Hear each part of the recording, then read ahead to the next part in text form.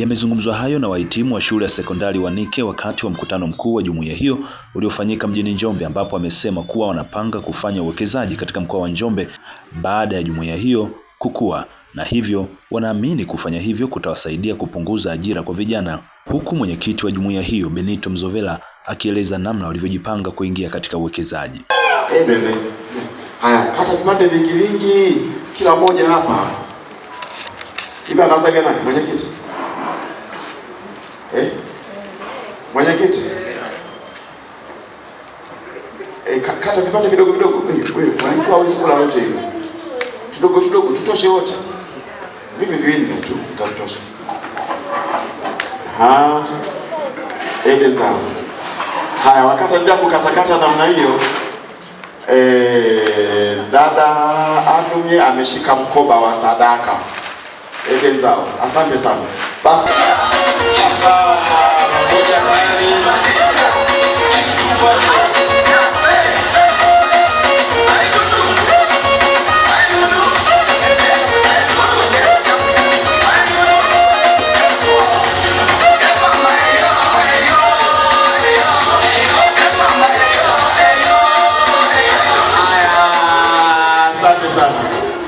dadangu hawa nashukuru.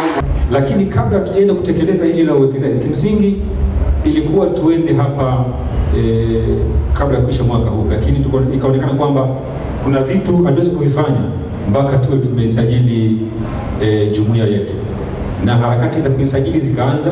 Tupo mahali pazuri, tunaamini kwamba mapema tu mwanzoni mwa mwaka unaokuja tutaweza kukamilisha hatua hii. Idadi kubwa ya wanajumuiya ambao hawachangii, hawatoi michango, kama ambavyo mtaona kwenye ile jedwali ambalo tumelionyesha pale, tunao wanajumuiya wengi 172, lakini ukiangalia wachangiaji wazuri kabisa wako 66.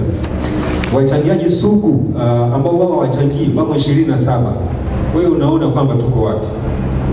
Na kwa bahati mbaya kwa sisi ni mkoba, wale watu unao pale huwezi kuwatoa. Utakumbuka unataka kuwatoa nipige kura idadi kadhaa na watoke. Kwa hiyo tunao pale wako, ukisoma kwenye mkoba unakuwa ni wengi lakini hawachangii. Ni changamoto kubwa ambayo tunayo. Kuna changamoto nyingine ya ushiriki mdogo wa wanajumuiya katika shughuli za jumuiya, ikiwa ni pamoja na utoaji wa maoni endapo kama tunahitaji kuboresha katiba yetu. Mwanzoni mwa mwaka 2021 waanzilishi wa kundi hiki kwa pamoja walikubaliana kuongeza wigo wa wanachama kutoka wahitimu wa miaka mitatu ya awali mpaka miaka 30 ya sasa. Kutokana na mahitaji ya sasa na upana wa wigo wa walengwa wa wanachama wa kundi, kulipelekea uhitaji wa kuwa na katiba thabiti ili kutoa mwongozo wa uendeshaji wa kundi. Katiba hii ni nyumbufu kuruhusu mabadiliko yoyote inapobidi kulingana na mahitaji ya muda huo kama anavyoridhiwa na wanachama wote. Mabadiliko haya yaliwezesha kuanzishwa kwa katiba na kanuni zake, na kwa mara ya kwanza katiba iliandaliwa mwaka 2021. Kwenye kundi tumekusanya milioni 41. Naam. Na matumizi. Net ndio bakia baada ya kutoa milioni 3,700 jana. Tusike shilingi milioni 27. Tumshangilie Mungu kwanza. Halafu tujipigie makofi sisi wenyewe. Ndio maana ujumbe wangu nasema tuondoke kwenye social activities. Amefariki fulani, tuende kwenye sasa group legacy. Twende kwenye uchumi, twende kwenye uwekezaji, twende kwenye empower watu wetu. Tuna namna nyingi ya kufanya mambo. Tuna wataalamu watatuongozea hapo baadaye kidogo. Naendelea kidogo. Nirudie tu kwamba hali ya uchangishaji kwenye matukio iliendelea kuwa ya hiari mpaka 22 pale ambapo swala ya mkoba ilipoanzishwa kwa hamasa kubwa, na kwa dhana ya mkoba ilikuwa bado haijajulikana miongoni mwa wanachama. Akaunti ya mkoba ilianza rasmi Januari 2023 kwa kuchangia kiingilio cha shilingi 10,000 na mchango wa kila mwezi shilingi 5,000. Uanzishwaji wa mkoba ulileta mageuzi na mabadiliko makubwa hata leo. Tunakutana hapa tukiwa na uwezo wa pamoja, tukitambua na kusherehekea uwezo wetu kama wanawanike. Mojawapo ya mafanikio makubwa sana ya mfuko huu ni kusaidiana kwa haraka na kwa wakati kwa viwango vile ambavyo vya usawa na wote ambao tumeshakubaliana navyo kwa kadri muda na majira yanavyosonga. Tunapokutana mwaka huu kusherehekea mafanikio haya, tunaaswa kutafakari zaidi ya kusonga mbele kwenye nyanja zingine zinazotuunganisha pamoja, na hasa masuala ya uchumi, ajira, afya zetu na kwa ujumla wake. Ninapoongea haya, naomba pia hapa mwishoni, wapo wenzetu waliotutangulia mbele za haki, ni wengi. Ukiwa mzima namna hii, unaringa na una afya namna hii, unadua, unamshangilia Mungu, basi mtukuze Mungu. Wapo wengi waliokuwa na afya kuliko sisi, wana uwezo kuliko sisi, wana bidii sana kuliko sisi, na wengine wamekuwa sosi kubwa sana huu umoja, lakini hatunao kwenye maisha haya sasa hapa duniani. Majina yangu naitwa Chesco Charles Mwepelwa, ni mhitimu wa kidato cha 4 Wanike Secondary School mwaka 1994. Umoja huu wa Wanike Secondary School ulianzishwa kwa ajili ya malengo. Ya kwanza ilikuwa ni kusaidiana katika mambo ya kijamii kama vifo, ugonjwa, kusaidiana katika misiba, mambo ya harusi, vipaimara, ubatizo. Tuliendelea hivyo mpaka miaka 3-4 hivi baadaye, lakini baadaye tukaanzisha kama umoja wetu wa mkoba kwa ajili ya kuendelea kusaidiana mambo hayo. Na kwa kipindi hiki kwa kweli tuna transform kutoka kusaidiana kwenye yale mambo ya kijamii, tunataka tuende kwenye mambo ya msingi sasa, tubadili hali kwenda kwenye mambo ya kiuchumi. Huu ndio msingi hasa wa mwendelezo wa umoja huu wa Wanike. Labda niseme Njombe ni mkoa uliobarikiwa sana, una fursa nyingi sana, tangu kwenye kilimo, kwenye elimu, kwenye uwekezaji wa mambo ya afya, kwenye kila kitu. Njombe iko vizuri sana, na bahati nzuri sana mimi ni mojawapo ya wajasiriamali, mwanzilishi wa kampuni ya Avonac. Nina mashamba maparachichi pia hapa Njombe, na umoja wetu huu tunataka uanze kwenda kwenye upande huo. Tuangalie tunaanza kuwekeza kwenye nini.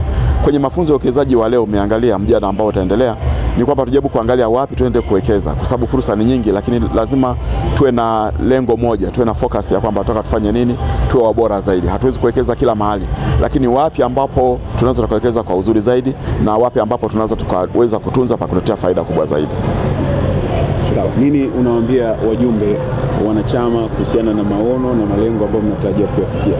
Wanike ni watu wako wengi sana kwenye nyanja nyingi sana, kwenye elimu nyingi sana, viwango vingi sana vya elimu.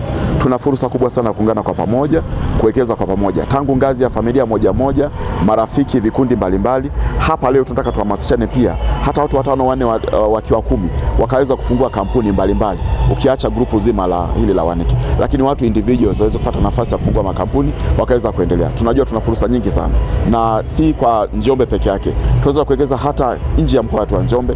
Bora tu kwamba hii timu ya watu wa Wanike tuweze kuwekeza ndani na nje ya mkoa wa Njombe. Kwa majina anaitwa Hawa Samson Lupenza, ni mzaliwa wa kijiji cha Igwachanya. Kwa sasa ni wilaya ya Wanging'ombe, makao makuu ya wilaya ya Wanging'ombe. Leo tupo Milimani Motel kwenye kusanyiko la wanajumuiya tuliosoma shule ya sekondari Wanike, na mimi nikiwa ni mmoja wa asisi au wanafunzi wa kwanza kabisa kwenye shule ya Wanike. Umoja huu tuliuanzisha mwaka 2015. Tulikaa tukatafakari kwamba ni vizuri tukafanya kitu cha kutuweka pamoja kama wanafunzi tuliowahi kupita kwenye shule ile. Nikiwa mwasisi wa taasisi hii au umoja huu, nilikaa mimi na mwenzangu mmoja nikamshauri kwamba tuanzishe umoja huu. Kwa pamoja wawili tuliamua kwa dhati, tukaanza. Tulikuwa wawili, baadaye tukawa 7, lakini tulivyoendelea tuliendelea kualika wenzetu, tukafika mahali tukawa 38. Kwa wakati huo hatukuwa na kanuni wala katiba, tulikuwa tunajiongoza tu kama kundi la WhatsApp, lakini baadaye tumeendelea kuongezeka na mawazo tofauti tofauti yakaja, tukaamua kwanza rasmi tukawa tuna katiba, tukatengeneza katiba ambayo inatuongoza mpaka sasa. Na lengo hasa la umoja huu, hapo mwanzoni lengo letu ilikuwa ni kusaidiana kwenye maafa, ugonjwa, lakini baadaye tukafika mbali kidogo. Kwa uchache wetu 38 tuliwahi kufanya changizo.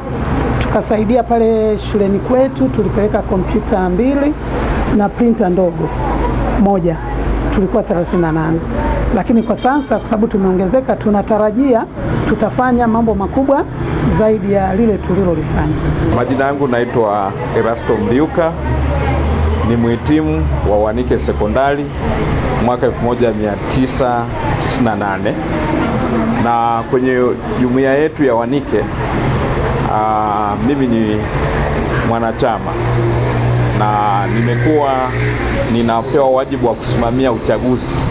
Nimesimamia chaguzi 3 mfululizo za kuwapata viongozi wa jumuiya, na hivi sasa tuko kwenye hatua ya mwisho ya kusimamizi wa viongozi ambayo tunategemea kutoa matokeo ya viongozi watakaotuongoza kwa kipindi cha miaka 2 siku ya kesho. Kwenye jumuiya ya umoja wa wanafunzi waliohitimu Wanike tumekuja kwa pamoja kwa sababu kubwa 3. Sababu ya kwanza, tunaamini maendeleo yanategemea rasilimali watu ambayo imeelimika. Kama ambavyo jumuiya inajitambulisha, sisi ni wanafunzi wahitimu wa shule ya sekondari Wanike ambayo iko wilaya ya Wanging'ombe, mkoa wa Njombe, na tupo wa miaka tofauti kutoka mwaka 87 hadi 2025. Sasa tafsiri yake ni nini? Sisi tumeelimika, tupo kwenye taasisi tofauti ambazo tunaona fursa za kitaifa na kimataifa. Kuja kwa pamoja, tunaweka pamoja fursa tulizoziona kusaidia halmashauri yetu ya Wanging'ombe pamoja na mkoa wa Njombe kwa kuwasaidia wale vijana ambao wanaendelea kusoma. Kitu cha pili, tunaamini kwa ambao tumepata fursa ya kutumikia taifa letu kwa nafasi mbalimbali, tunaweza tukaja na mitaji. Kwa hiyo tunachangishana kupitia mkoba. Hadi sasa kama ambavyo umesikia kwenye taarifa, tumeshachangishana yapata milioni 43.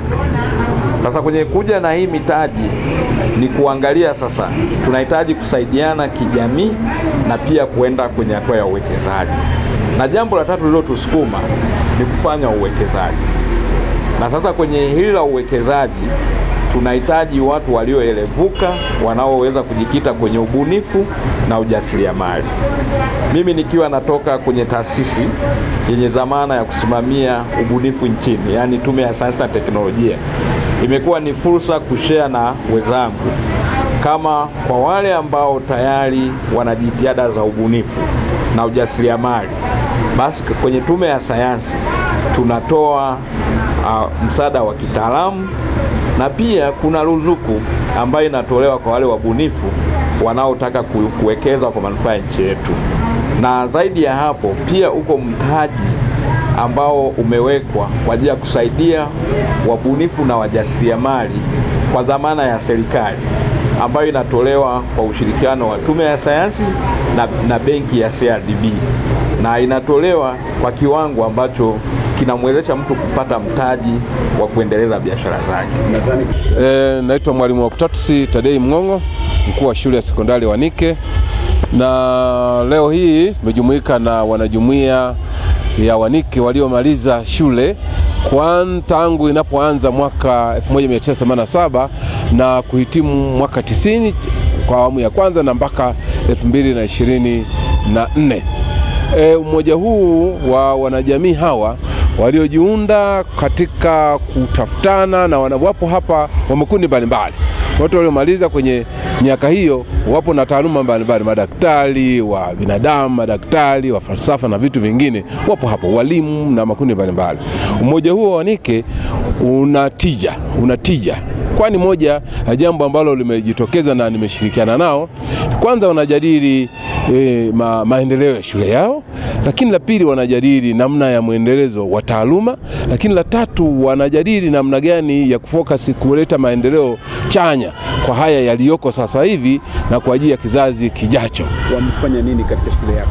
Mfano, kwa mwaka kabla ya kikao cha leo, awamu ya kwanza walifanya jambo moja, kutusapoti kwenye vifaa vya stationery, Mfano, waliwahi toa printer pamoja na photocopy machine kwa ajili ya shule, kompyuta pamoja na photocopy machine kwa ajili ya shule. La pili, kupitia kutawanyika kwao wamekuwa msaada kwa jamii ya watoto hao wanaomaliza sasa hivi. Nimeona mwitikio mkubwa sana wa uhamasishaji wa watoto wanaojiunga na kufanya vizuri zaidi. Hapo awali kumekuwa na kutokuthamini muendelezo wa taaluma. Hasa hawa wana taaluma waliomaliza kupitia vijijini, wametoka vijiji 5 vya kata ya Mdando. Hawa watu wamesaidia hamasa kule. Unakuta mwitikio sasa hivi hata udahili wa wanafunzi na utoro umeisha. Kwa sababu ya nini? Wanaona maendeleo ya watu waliosoma pale, na faida mojawapo ya shule ndio hiyo, kuwa na muendelezo chanya badala ya kuwa na muendelezo hafifu. Nini wito wako kwa wahitimu wengine kuendelea kukumbuka ile shule, kuja kufanya jambo ili kuendeleza sasa?